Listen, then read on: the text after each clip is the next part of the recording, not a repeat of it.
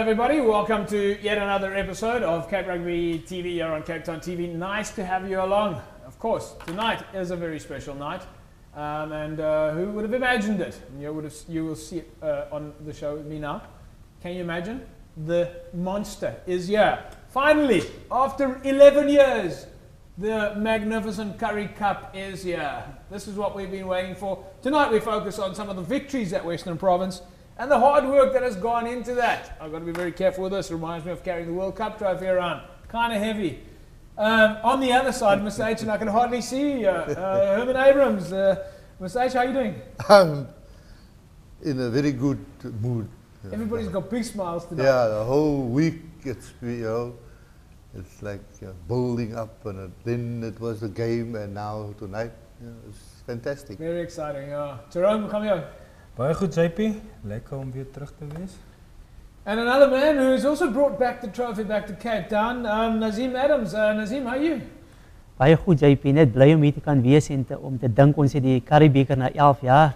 Dis fantasties. Dis nou die eerste keer wat ons jou op die show het en ek meen, waar is jou beker? Nee, dis nog by die ouetjies in Stellenbosch. Ek dink hulle hou dit nog by hulle. Yeah. Well, we're gonna get through some of that. I think let's just touch a little bit, and we've got so many photographs of the Western Province going up there, and I mean tonight really can be a general conversation about Western Province rugby and the success and maybe the journey to getting back the trophy after 11 years. You know, Mr. H, when I was watching the game on Saturday, I thought this has to be it. If there's ever been a replay of the history at the right time. Because I was in Durban the last time we won that Currie Cup, and I remember Corne Krige holding it up, and I know that in the tunnel there at Newlands you see Corne holding that trophy after he had his hair shaved because I think of his bachelor's or something like that. 11 years, Western Province, and a lot of people have been quite critical about the fact that we don't hold the silverware, so to speak, even though we've got the statistics of being the best team in South Africa. This is really what it's about, huh? Yeah, if you see the reaction of all the people, you know, at the stadium there on Saturday, yesterday, throughout Sunday at the airport, it's fantastic, you know, and it means such a lot. And when you're there, actually there, then you realize, you know, the emotions and the passion and all those things that are built into this trophy. What do you know about the history of this trophy? I mean, if I look and I suppose you have to, I see the guys yanking this trophy around when it's, I mean, they run around with it, they pull it around and so on. But I mean, if I look at this trophy here, and I just go here, 1911, 1908, I mean, the years that Western Province has won this trophy more than any other team. Yeah. Right? Going back in history now. Yeah. But look at this, 1894. I mean, this is history in the making. I think it was presented in 1891. Well, this is the time that you need a guy like Dave Kagan on the show to tell you about the history of the manufacturing of the trophy. But the Currie Cup, or at least the Currie Rugby Football Challenge Cup, there's the name of it. I mean, I think a lot of people who don't have the opportunity to hold this trophy would never have realized that that's the name on the trophy. Yeah. The Currie Rugby Football Challenge Cup. And incidentally, folks, if you haven't seen a trophy in your hands before and you want to look to see if it's the original, you will see, and you're not going to see it on the shot here, but you'll see that there are tiny little engravings that are actually stamped into the original trophy that indicates historically where it comes from. Mr. H, but I mean the Currie Cup itself, there's quite a lot of security that goes around with this trophy. It's not just something you throw around. No, you can't. I mean, after all, you know, there's only one trophy like this. Yeah. And if you should lose all this stuff around here, I don't think you will ever get the same aura about the trophy. Yeah. And it's amazing to see how people want to be with the trophy. You know, just stand with the trophy, take the picture, and off you go. Jerome, for you, from an emotional point of view, you've been working so hard. Alistair could see, and we're going to talk about Alistair. You know, of course, you and Nazim are very close to the cutting edge here, so to speak. From an emotional point of view, Western Province Rugby, yourself, how do you feel about it? No, JP, I think it's great for the youngsters. I mean, they put a lot of effort in, and I mean, they were really the underdogs, and the way they played, they deserve on the day. They deserve to win this cup, and the effort that they put in the whole year, in the coaching staff also. I mean, they took a lot of flack of people calling them chokers and things like that. So they really put a lot of work and effort into it, and it is a great achievement, especially for a youngster to, at that age. I also, in my first year playing for Western Province back 89, won the Currie Cup. 1889. 1989 with Western Province, winning the Currie Cup also as a 21-year-old. So that's it's one thing that you treasure, and it's one thing. That's the cup in South Africa. I mean, more than the Super Rugby or anything. People can say what they want, but this is the cup that everybody treasures, and this is a thing that you can talk for life about, the history about the cup and playing in the Currie Cup. Yeah. So it's always a special competition. Very exciting. Nazim, let's go to you. You guys winning it from an under-19 point of view. What does it mean for those guys?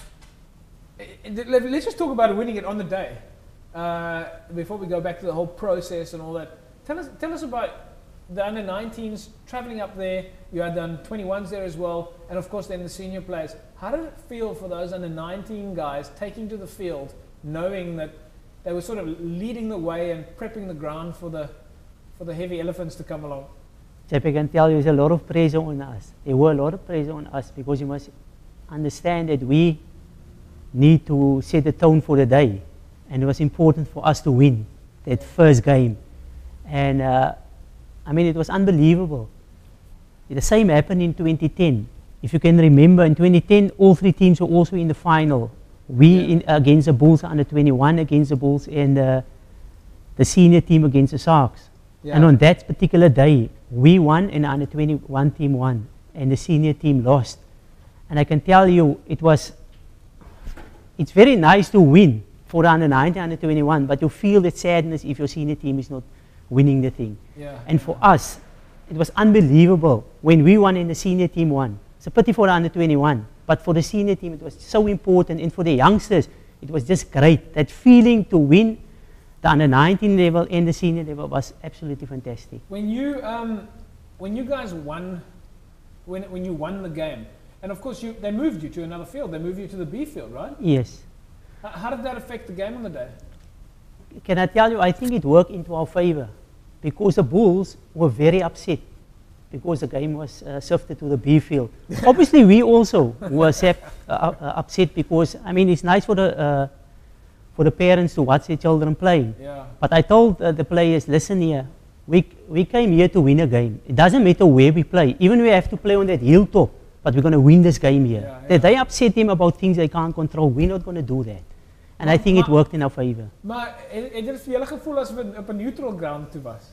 Ja, in 'n mate is dit wel. En ek moet sê ook, kyk, ons het mos nou 3 keer teen die Bulle gespeel en ons het hulle nou gewen by die huis, op hulle eie veld en op 'n neutrale veld. So ons was nogals heel confident dat ons goed sal doen daar. Jerome, toe julle die Currie beker gewen het 89, was dit op Nieuweland? Nee, dit was op Loftus, maar snaaks genoeg dat ons het die Currie beker gedeel. Die telling was gelyk op. O, het julle gedra? Ja, en toe daar was nie nog 'n ekstra tyd gespeel nie. So vir 6 maande het ons die beker gehad en vir 6 maande het die Bulle die beker gehad. So die eerste 6 maande het die Bulle vir ons die beker gegee. Mr. H, if I go to you now, from a Western Province point of view, from a commercial point of view, from a marketing point of view, how important is it to win the Currie Cup? I mean, Western Province has been the most successful sporting brand in South Africa, the Stormers, for years. And even though you haven't had the Currie Cup and you might not have, had the Super 15 trophy and that, the team was still getting into the newspaper more than anybody else. They were selling more memorabilia than anybody else. But from a commercial point of view, how big is it? It's massive, massive, because you are now, you are referred to as the Currie Cup champions. And that will be until next year this time. Nobody can take it away. You can lose all your games in the meantime, but you are the reigning Currie Cup champions. Is this one of those times when, that it's almost like all mistakes, bad administration, bad publicity, bad media, everything just gets forgotten? Everything is forgotten. Yeah. Well, No, it was for the people in charge Yeah, to keep their feet on the ground and to realize what yeah. the problems that were there and just make it better. Do we not run the risk of everybody focusing or saying, well, we're the Currie Cup champions, so rugby's perfect? I don't want to spoil the moment, but, we mustn't forget about the clubs. Yeah, no, I mean, the club out there in East River or somewhere there, Yeah, there's no material benefit yeah, now yeah. for them. So they must just say, But I they mean, go if on. you win the Currie Cup, there's more money coming from sponsors. Jerome, would you agree with me that if there's more, if you win the Currie Cup, you're more marketable, you're more sellable, there's more sponsors. If the finances are controlled correctly, surely there's money pushing down or support pushing down into the clubs. Yeah, definitely, JP. That's why I think everybody in Western Province, also playing rugby in Western Province, the clubs, everybody, they can be happy because now, I mean, if you do your marketing right and you go to the right people, certainly there's money out there. People want to be associated with Western Province, with the brand, and it is an old brand, it is a good brand. So if we do our work right now, I don't see any problems now. If clubs, whoever need assistance, then Province can help them. You're talking about clubs and assistance. I mean, you, me, Nazim, we've both been out of the clubs helping a little bit, and I remember at the beginning of the year we also ran up and down past each other. And I'm not going to say which club it was, because then they'll probably think that there's favoritism, because I know that we've spent, not to mention Mr. H, at just about every single club in Cape Town. We've spent enough time out there. Does this add for the club rugby players? I'm going to ask you, Nazim. Does this add for those players who maybe are not, they don't ever have a chance to come to Newlands, they can't see Western Province rugby play on TV? Because make no mistake, but the majority of the people out there that are rugby fans did not watch the Currie Cup final on TV because it's not broadcast in their space. So for those club rugby players out there that have now seen it in the newspaper, they maybe saw the trophy parade, does it add a sense of pride to the club rugby players? Most certainly. I think if you just look at when we came from the airport now, and you saw the people waiting for the players to come with this cup, then you realize, and only then, that this thing is very big. They can say what they like. They can say that the Currie Cup is not that big anymore. But I'm telling you, it's huge. Just look at yesterday as well. Yeah. There's a lot of support, and the people in the club players, they can identify with this. I mean, over no derde span speel vir Whistling Wheels of Makassar of jy weet Laguna of ietsie. JP, ek sê vir jou onder die WP banner speel. JP, ek sê vir jou, daai ou, hy speel vir hom voel dit of hy self op hy veld is. Okay, dan het ons gewen op 'n hele paar vlaktes as net op by die Sharks. Let's take a look at some of the photographs. We're going to flash through them here. There's some fantastic pictures we managed to get from the marketing department. The guys were, of course, up at the game on Saturday, and they sent us some pictures which you would normally not see in the public space. So these pictures are from behind the scenes, and we're going to flash through a couple of them kind of quickly. Well, there we see Dwayne Vermeulen now holding the trophy, and there's a man who certainly had an enormous impact on the game. So, Jerome, we were talking about this on the last week when I said that the Sharks rather unintelligently, and in fact this is what I mentioned on Good Hope FM, is that they would target a guy like Dwayne, but what a dominating force in the forwards for our pack. Yeah, he's the type of guy, JP, he actually liked that physical stuff, and he liked it that people target him, and he knew that they're going to come out, and I mean that he's sort of the senior guy amongst the pack. I mean almost the whole pack is still under 21. Did the Sharks underestimate the Western Province? I mean, they kept saying we're too light, we haven't got the goods up front. Yeah, I mean, obviously, JP, everybody would I mean, they've basically got the Springbok front row, and we've got still under 21 guys playing in our front row in a Currie Cup final. So definitely you could see in the way they ran onto the field, they thought it's just going to be a walk in the park. And our youngsters stood up to the thing, and I mean, they actually, the first scrum, I thought there's going to be a long day for Western Province because they basically killed them. Yeah. But I mean, they got together and they actually stood up to Western them. Province had I think we've got a picture of Yanni du Plessis somewhere here. We're going to come to that in a second. But we stood up to them pretty well. Kitshoff, what, he's 21 years old. Malherbe is not the biggest guy in the world, and nevertheless, this what was. En Debeni, not the tallest guy in the world either. En die ouens het opgestaan. Ja, Ek bedoel, was hy, okay, dan nie elke skram gewen nie, maar hulle was nie helemaal gedestrooi nie. Daar was 2 keer wat Skarra en Debeni vir Willem Alberts geduik het. Die eerste keer dink jy eers is dis lak en hy het hom teruggevat nie. Die tweede keer kom hy weer en hy vat hom weer terug. Toe weet ek nee wat hy het nie weer daai soort van daai runs gehad soos wat hy altyd het in 'n game nie.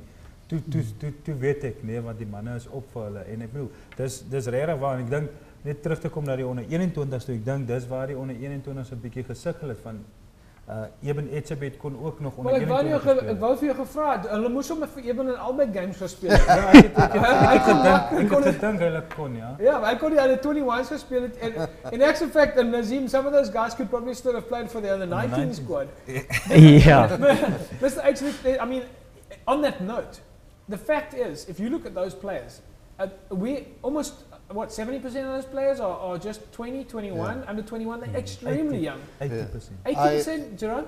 Yeah? JP, ek kan, jammer om te sê, maar ek kan ook vir jou sê, nee, uit daai span uit, ek het nog gepraat van 2010, uit daai span uit kan jy kry Skarra, Debeni, Frans Malherbe, Eben Etzebeth, dan het ons nog eens vir Nizam en vir Sia by nie, wat speel daar. Daai spelers wat nog in 2010 vir onder 19 gespeel het en kyk daar kom wen hulle 'n beker, 'n Currie beker, 'n senior beker op dieselfde veld. Hulle 2 jaar tevore het gewen het in die onder 19. Maar dit dink jy, I mean, Mr. H, ask you then from a union point of view, because I mean you know the administrative level. Do you think the other unions out there are going like, it's game over for us for the next 5 years? Because if you look at this like a player life cycle, you have a period there that you're really successful and you have to rebuild again. I mean, and we're like in a rebuilding phase, but we're at a winning phase, rebuilding and young. And if you look at the fact that the under 21 and the under 19 also made it to the final. Yeah. And that shows that there's enough talent to feed that team all the time. Yeah. And I was sitting next to Nick Groom. Yeah. And I said to him, you know, you had a fantastic season. At the beginning, you were not in this team. You were not on the bench. You were nowhere. You got in after an injury, and then you were, you know, you just sort of came on when they thought it was necessary. But you started the Currie Cup final. And that is a young player. He took his chances when he had it. And I think he had a brilliant game. Jerome, from a technical point of view, one of the things that impressed me about Nick Groom is the way, his speed at which he gets the ball out. We have in the past seen scrum halves who take a step and then pass. You know, Ricky January used to love doing that, step, pass. I know George Gregan used to do it in the day, but he did it with purpose so that he could float his back line into space. Whereas we've seen in the past scrum halves who take a step or their leg is in the wrong position instead of having one fluid path. Groom has got a great snappy long distance scrum half pass. Yeah, I must say, JP, there's a lot of to that is like you played with Dimitri also step up. He's playing a bit flatter, so he could actually just get the ball and pass. You knew that he's going to be there. And I mean, as a youngster, Groom is still a youngster. He made the right decisions. He know when to slow it down, when they need to play the forwards, when to play them up.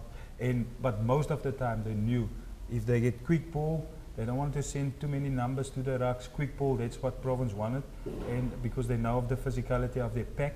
So he actually, him and Katakilis performed very well on the day, and they've done a great job there.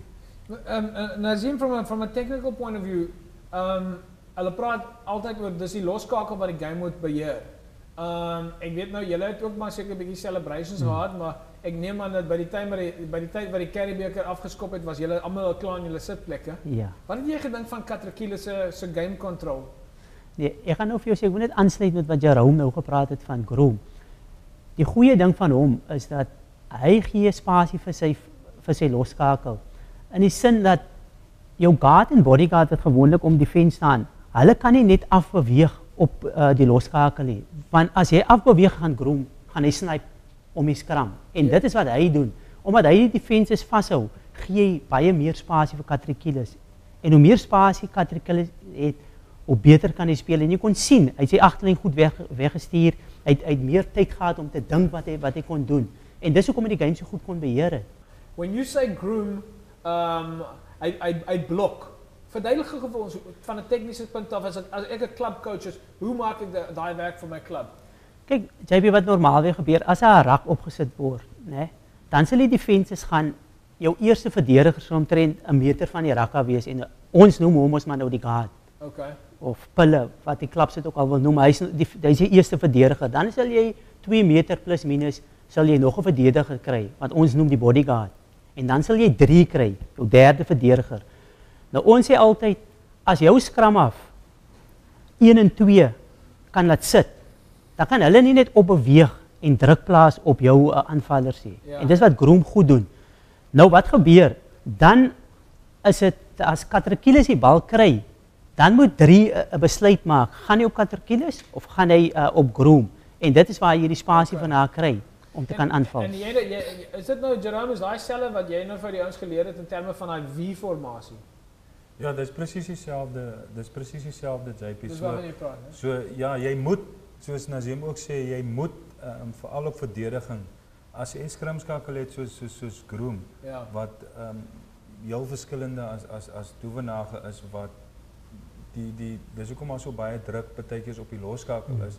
Dis hoekom ek sê Groom, hy maak vinnig skoon, maar hy maak ook die regte besluite. As hy sien om die druk van die loskakel af te haal, as hy sien hulle, soos Nazim gesê, die pille of die blok beweeg vinnig na die loskakel toe, sal hy die spasie aanval. Ja. En so hy wissel dit baie goed af en is min wat dit kan doen. En as ons nou kyk van 'n WP standpunt af, from a Western Province Union point of view, what I'm finding fascinating, and we've known this all along, and I know that if we had Alistair on the show, and I'm hoping to get Alistair on the show soon, what's interesting to me here is that we've got Jerome, head of talent identification, working with the juniors, working with the clubs. We've got Nazim on the show. We've had John Dobson on the show, and of course we know what Alistair says on a regular basis. And this is the part that must scare the living daylights out of the unions, is that they're talking exactly the same language. So what we can expect here is that anyone coming through the ranks, whether it be from the institute, the academy, the under-16s, the under-19s, Vodacom Cup, all the way through, they're going to already have spent a few years learning whatever the guys are practicing right now. Yeah, the Western Province ethos and the strategy and you know, and the protocols that goes with the team. Yeah. It's inculcated in those youngsters from right at the bottom, even from under 13 and under 18. And this is part of the success of Western Province. That's how it is. But you know, one thing to these guys that I like to mention is, I saw it under 19, I saw it in the senior team, is that for once, the back line was clear. You never saw all those, especially on the attack, the locks or the flankers in the back line and cluttering up the back line. And that is where Johan could have that space around him to bamboozle the people. We spoke and about, unfortunately, the under 21, the forwards cluttered up the back line far too often. No space to move. now we spoke about that last week. We spoke about the fact that yes, Western Province Rugby's got a great defensive structure, but winning games still is about playing unpredictable rugby. And you made that joke last week. We're going to win this game on a plan C. Unpredictable rugby, there's not a defensive structure in the world that can beat unpredictable rugby, because how would you prepare for it? We had some interesting changes, because what we saw again, and I think what people don't understand, is unpredictable rugby is the old school Western Province style of running rugby. And what running rugby creates a lot of unpredictability, so to speak. Jean de Jong took full advantage of that. The change on Joe Peterson also changed things a little bit, that the guys had to think on their feet.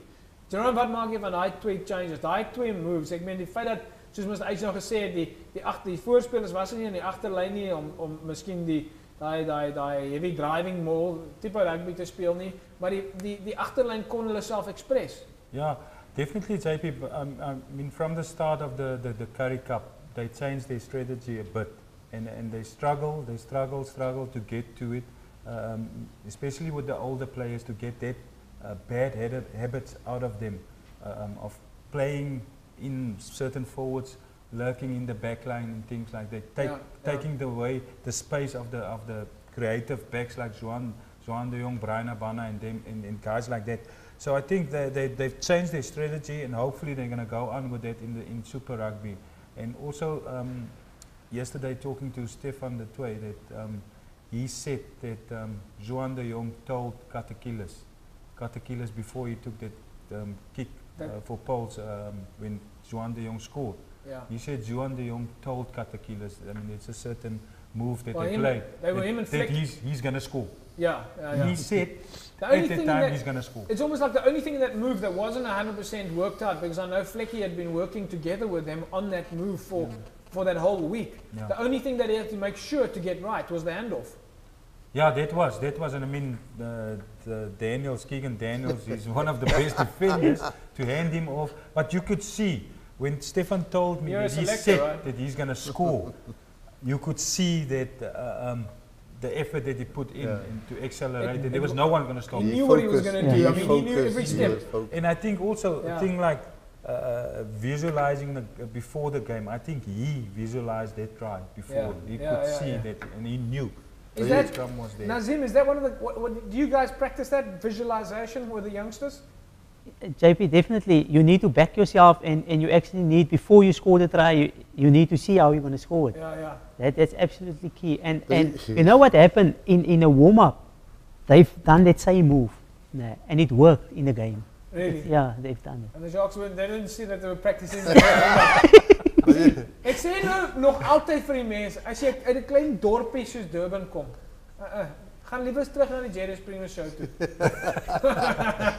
you know what was great about that try is that he left the two darlings of Kings Park in the dust, sprawling there. That to me was great to see Keegan Daniels and Lou lying there, and you know. Do you think, ek dink amper daar so Heineke Meyer het vir homself gedink, wat die hel het ek gemaak met daai selection.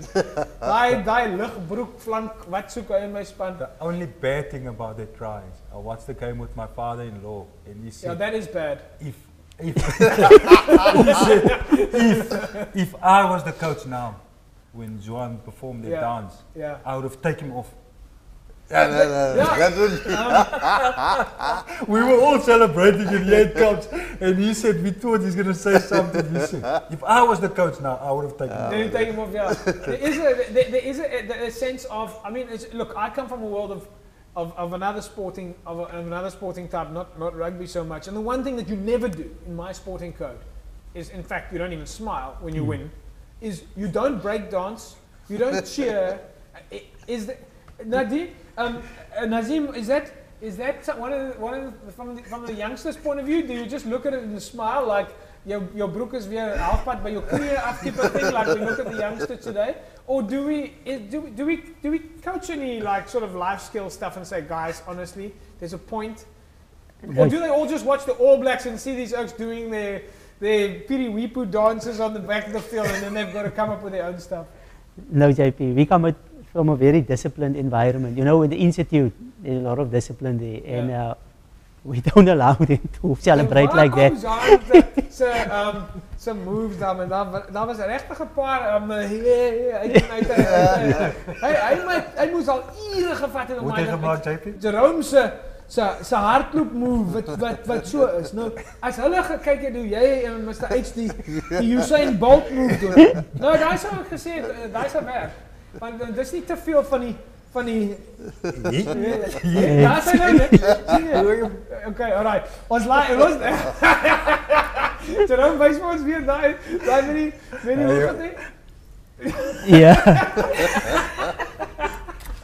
wat Yeah. folks. Look, let's take a look at some of the photographs. So we're going to flash through them, and I'll guide you through some of these shots here. There we go. That's the final, of course, the final whistle blowing.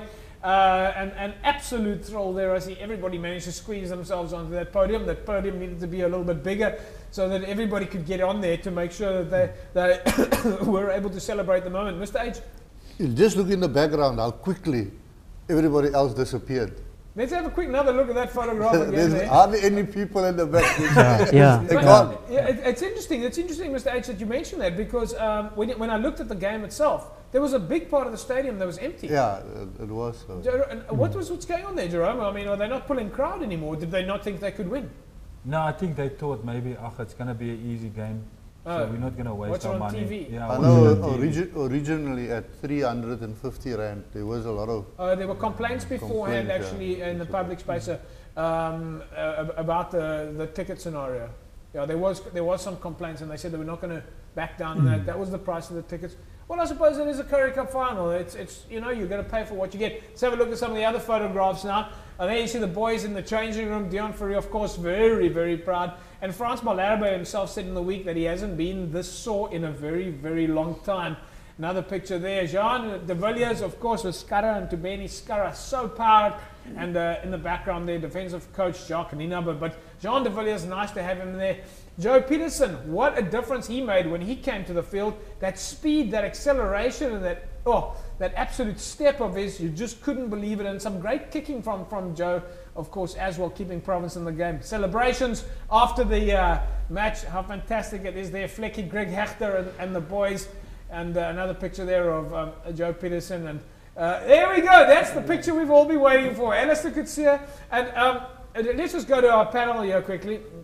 Mr. H, Alistair was actually quite emotional after the game.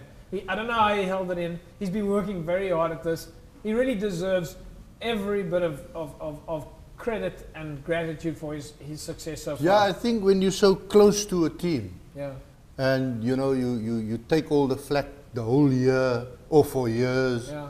and then that moment arrives, then You got to the admire emotion him. is great. He's hung tough during the season. A lot of criticism. You've got to admire him, Yeah, give him yeah. credit. Yeah. Yeah. And I know he's just taken it on the chin. Never really sort of blew his top about it.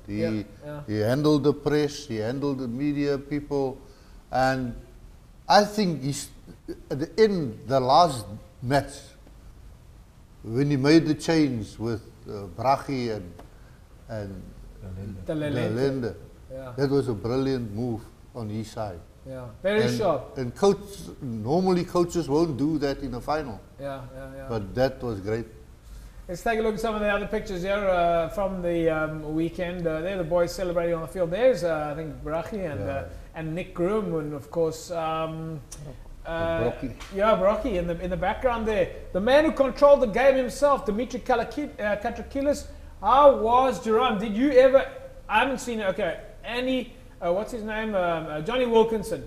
A drop kick left and right. But when Katrakilis hit that ball, and I thought, meneer, there's no grabber. And it just stayed low, straight over. I thought, this is pure skill. No, I think definitely that's where I knew we had it game. In the When bag. That was luck. Yeah. I mean, step, because he was on his right foot to drop, and with all that pressure, just step, and as you say, almost like a grabber kick, grabber it over. Then that is the luck that you need.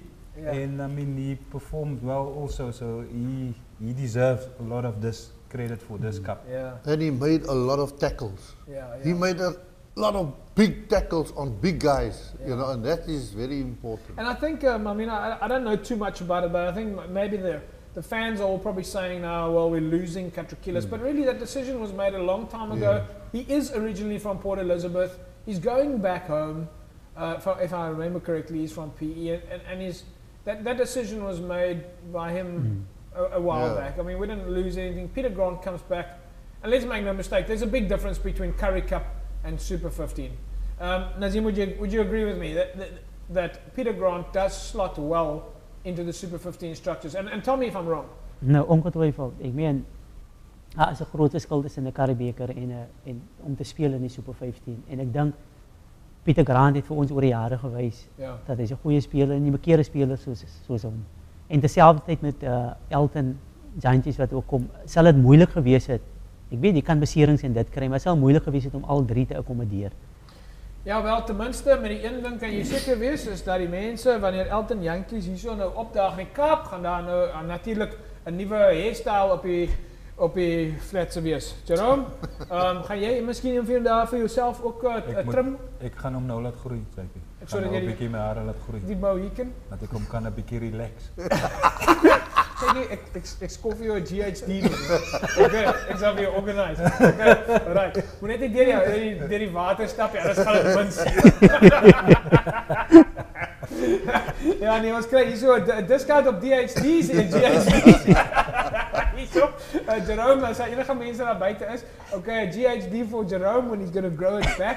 Of course, we'll get back to his old afro style. Don't forget, we'll, of course, in our history feature, folks, we'll see a lot more afros. But yeah, let's take a quick look at some of the other photographs there. Of course, taken on the day of the victory. Jacques Nina, but what a brilliant performance. Greg Hechter, our kicking coach. Nazim, from your point of view, the defensive structures, have the youngsters and the under 19, I mean, with your victory, how much of Jacques Nienaber's expertise, I mean, the entire country, the world of rugby actually talks about Jacques Nienaber's expertise in the world of rugby. How much of that knowledge filters down to the under 19s? JP, I have a very good relationship with Jacques Nienaber. He's coming through every Thursday morning to the institute and with the VP under 19 team, and he helps us. And it's unbelievable how enthusiastic he is. I mean, on this program, I actually want to make a point of it to thank him for his support also, coming out week in and week out and assisting us in defense. Absolutely. I think he has made an exceptional difference there, Jerome. You, of course, you tap into Jacques' knowledge as well. Yeah, no, he's really done well with the whole defensive system in Western Province, and everybody is using it, and there's great results with it. And you know what, after Saturdays, I mean, just won the Currie Cup. He came out on Monday and he helped UWC with their defense. So it's a great man. I mean, take a lot of to do something like that. Maar Nazim, sy kop werk bietjie anders. Hy's amper soos 'n skaakspeler, nie 'n rugby speler nie. Hy dink anders wat hom so special maak. Sy brein is soos 'n komputer. JP, kan vir jou sê die spelers, die onder 19 spelers, nee, hulle love hom. Maar jy weet, ons almal ken vir Jacques.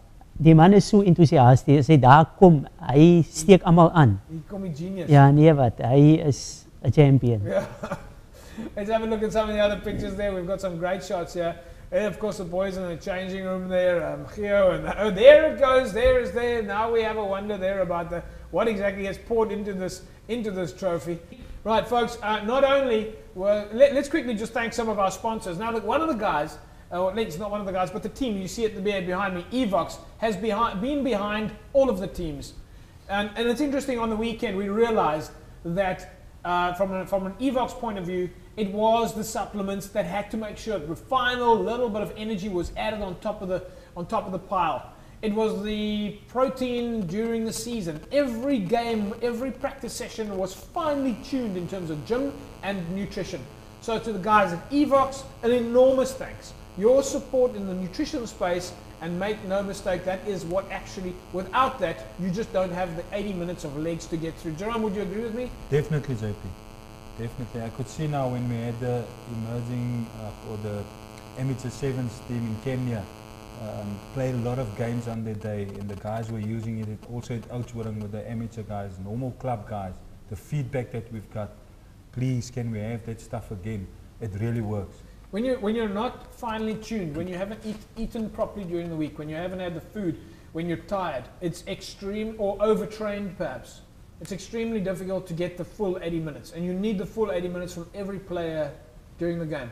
Yeah, definitely, JP. I mean, what we do also sometimes, if the guys come in for practices and things like that, they use the stuff, and then you could see under practice field, they're just totally different guys and things like that. So it's really, it's almost like a must for people now.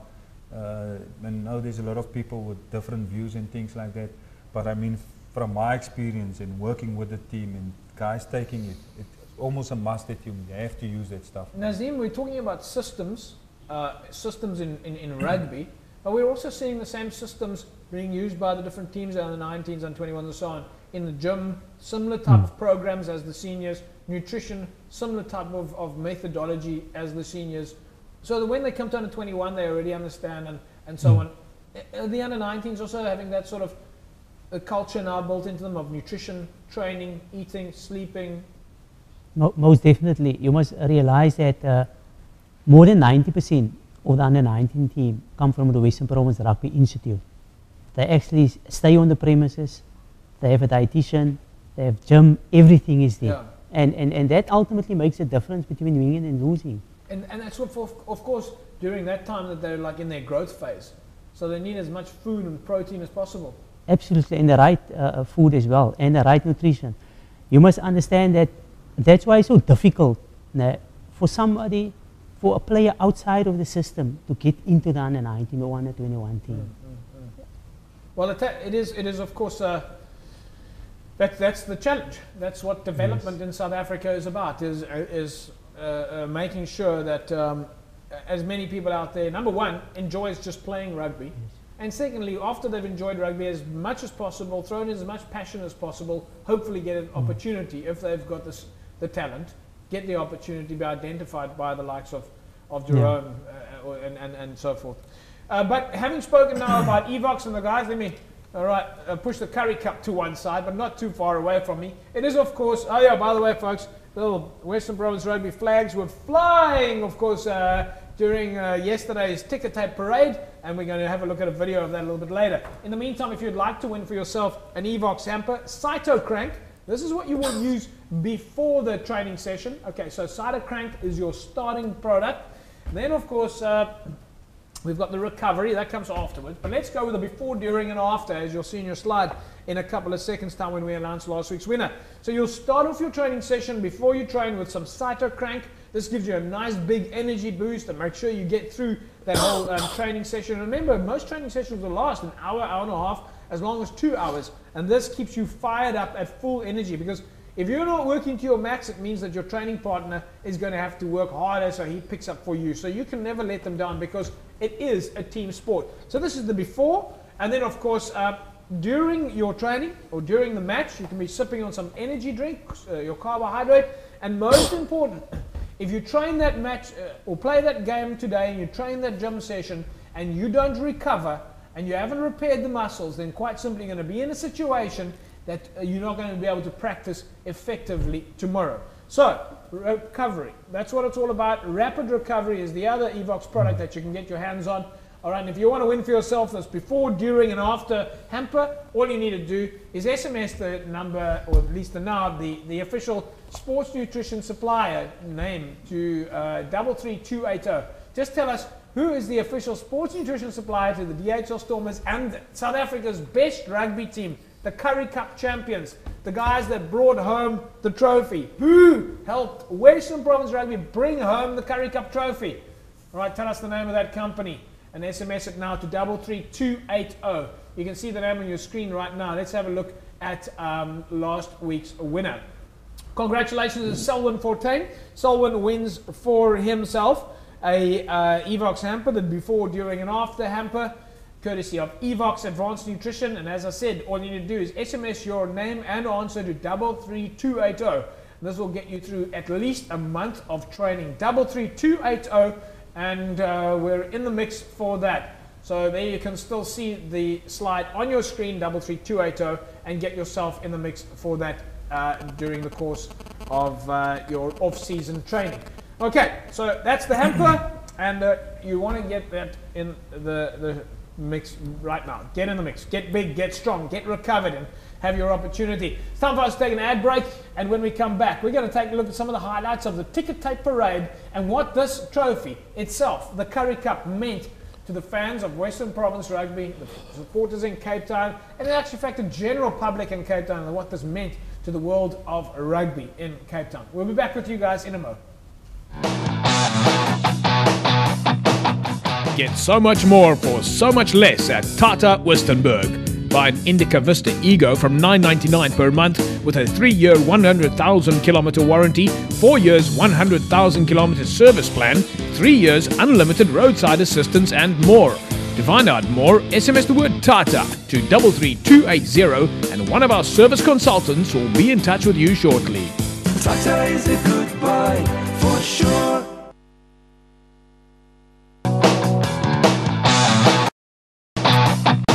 The victorious DHL Western Province Currie Cup team assembled on Tuesday morning to start an open-top bus parade through the streets of Cape Town. Not wanting to miss out Western Cape Premier Helen Zille, she met the players before deciding to join the players for the trip to City Hall. It brings together all the people of this province who feel bonded, who feel led and inspired by the team. And so this magnificent day, and we're going to get on a lovely open bus and we're going to celebrate with all the people of the Western Cape and Cape Town. Premier Zille boarded the bus with the players and management, opting to sit up to soak in the sun and share a few stories with the team. Through Newlands, it was a case of singing a few songs and waving at the passing cars, but when the team got into the centre of town, it was a different story. Fans lined both sides of the street to greet their heroes as the bus drove past.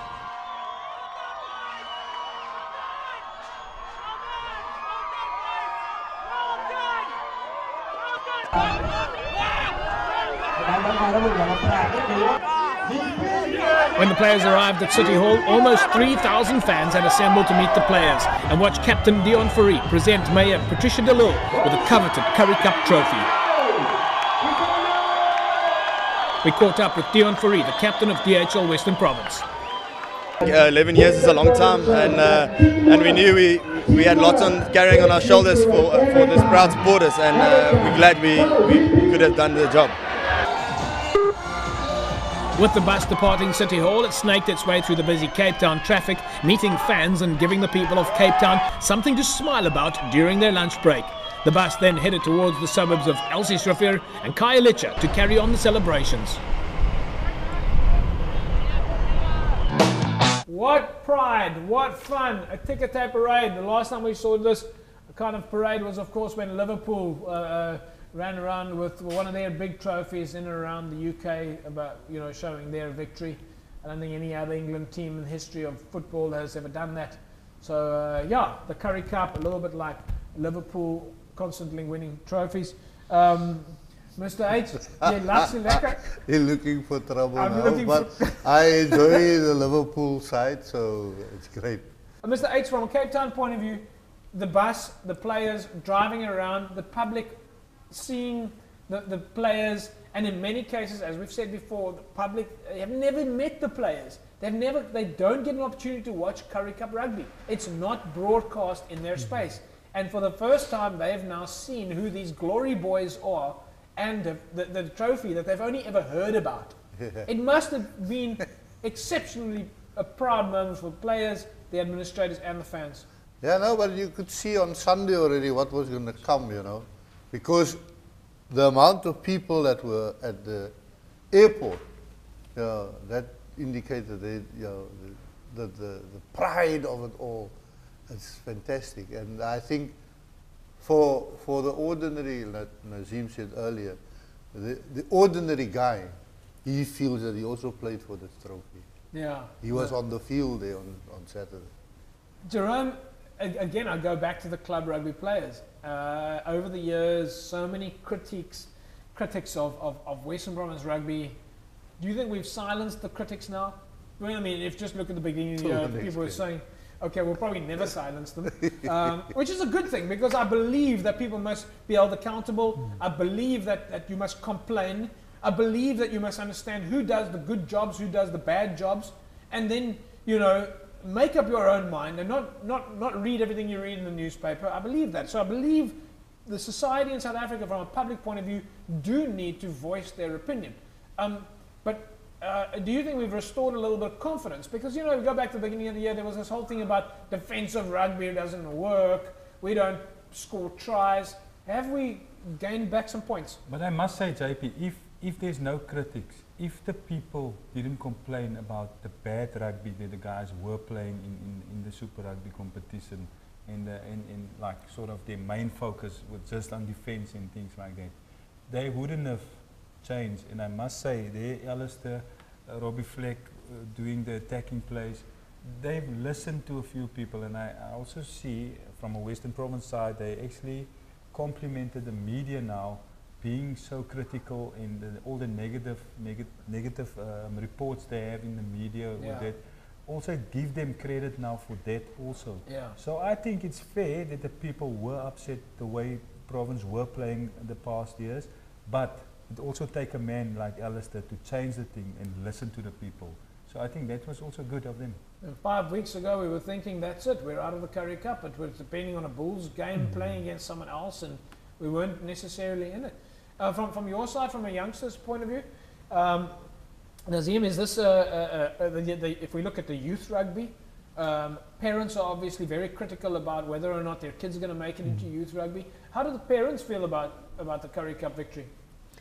I just want to relate to you this. I have 2 young boys, and they big supporters of Western Province. But they haven't seen Western Province win a cup. They so ecstatic. Yeah. My family is so ecstatic that they won. So from that perspective, I'm telling you, every single parent out there, this means a lot for them and for their children, because they supported Western Province through thick and thin. Oh, that's absolutely fantastic. Talking about people supporting us, Leisure Hotels has been one of our biggest supporters here on the Cape Rugby TV show, and we'd like to thank them for their support. And you can win yourself a night's accommodation, bed and breakfast at the Leisure Hotels, and all you need to do is SMS the word leisure to 33280. 33280. Let me bring this trophy a little bit closer, just making sure it's quite safe right here. 33280 right now to win yourself a night's accommodation, bed and breakfast at the Strand Towers, courtesy of Leisure Hotels, one of our biggest supporters here of Cape Rugby TV. And without Cape Rugby TV, I know many of you out there would never have had the opportunity to see this trophy. So our supporters, our sponsors have made it possible to connect Western Province Rugby to the fans out there. All right? Because the multitude out there, this is for you. Leisure to 33280, and we'll put you in the mix. Let's take a quick look at last week's winner. And last week's winner, Unita Ferreira. Unita Ferreira, that could be a bigenderous name. One night's accommodation, bed and breakfast at the Strand Towers. SMS the word leisure and your name to 33280. Congratulations, Unita. All right then, Mr. AJ. There are children that must write exams, and they are going to use words like that. Do you think? I just wanted to ask Nazim. You know, with everybody talks about the coaches. Yeah. How important is the assistant coach and the other guys around you? I know you backline, your forward coach is Kennedy, Matt Proudfoot is a forward coach. How important is their contribution? I can tell you, you can't operate without those guys. For Alistair, it is so much easier if you have people like Matt, because he knows that his scrums and lineouts is sorted. Robbie with the back line and Jacques with the defense. It makes your life so much easier, especially if you're a head coach and you have competent people working with you, because all those input, that the success comes from them, and without them, I promise you, it's not possible. Right, Thank folks. you. Of course, a lot of people out there during the course of the season had to make the decision on who was going to go up and who was going to go down. Of course, Western Province did win the Currie Cup final with a 7-point margin, and I must say, Mr. H, your prediction was? 7. And my prediction was? 7. So who would be the most skilled rugby predictors, really? People Jerome was also close. What did you say, Jerome? 6. Are you sure? No, I said 12. You said 12, didn't you? Yeah. Yeah, but that's how confident I was. Well, we managed to pull it off, and here's the scary thing. I predicted it by 7, Mr. H, you predicted it by 7. That didn't move us up the panel at all. Let's take a look at the guys who did get it right, though. In our Cape Rugby TV Subaru panel, who this year had more than 1,000 members join the Subaru panel, and one of you is going to win that Cape Rugby TV Western Province signed jersey, courtesy of Evox. And this season's winner, after Subaru predictions to high heaven, up and down, is of course Fritz. Is that the top player? Fritz comes in at number 9 or at least jumps 5 places on 37 points. Fritz is the winner. We'll track you down, Fritz. We need to find out where you are. Kind of difficult to track you down. But our top 10 then, who did so well over the course of the season. Fritz, Tanya 45, JB, Sachrius, Jeb, or at least Jeff, Pats, Groot, Squid, Rugs, Buick, and Bad Boy. But the winner of the Cape Rugby TV Super Brew Pool, Fritz. Congratulations, Fritz. You are our winner in the Super Brew Pool, and you will win for yourself a signed Western Province Rugby jersey, courtesy of Evox Advanced Nutrition. And I must tell you that jersey is now worth a very lot of money. All right, you probably put that on auction and get a couple of million rand for it. But I suggest you don't, and you rather keep the jersey, frame it, and wear it in pride. And for heaven's sake, if you get a signed jersey, don't wear it to the game. Okay, it's like wearing 10 grand on your back. Such a memorabilia like that is worth a lot. Yeah, no, I mean, I've been at a few functions where they auction things like that, and they make lots and lots of money out of it. Yeah. Duran, thank you very much. It's been a pleasure having you with you. Luckily, no more Super Brew predictions for you today. Because score by 12, I don't know. Thanks, JP. Nazim, all the best to you. Congratulations. I mean, let's not take all the focus onto the Currie Cup here. You and your team, the under-19s, winning it, beating everybody else in the country.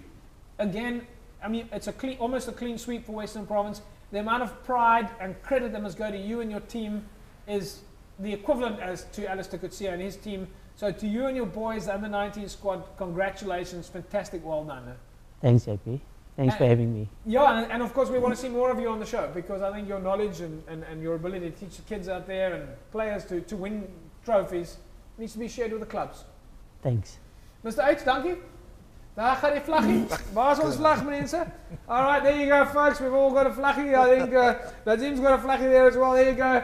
Hey, it's a wrap for us, folks. We'll, of course, be looking possibly to carry on next week with our history feature, and we'll bring you in on that. In the meantime, well, let me see if there's anything left in this Caribbean. Oh, it's empty. That's a wrap. We'll see you guys next week, same time, same place. Have a great rugby week, holiday, whatever it is. Enjoy the fact that you are in the province that hosts the best rugby team in South Africa. To my panel and everybody out there, thanks. We'll see you guys next week, same time, same place. Bye-bye.